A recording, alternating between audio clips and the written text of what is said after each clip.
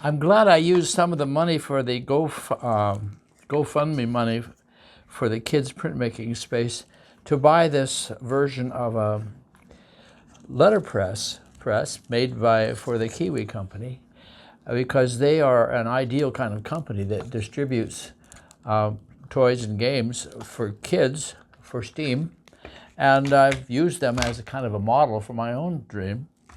I worked for probably an hour on this part, and it's coming along, and it's teaching me a lot about how it feels to be somebody putting together a press. And they have done for printmaking what Gutenberg did for printing, and I want to find somebody who will do something that Rembrandt did for the fine arts in the STEAM context. Thanks for watching.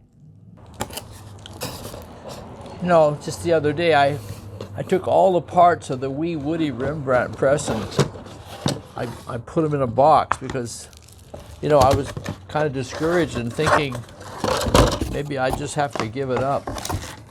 But now that I'm putting together another printing press that was cut with lasers and made of wood, I have new hope. Because with a team of people, designers, artists, engineers, scientists, it's going to work. I haven't finished putting it together, but pretty quick. I just need a team, and we can get back to an Intaglio printing press.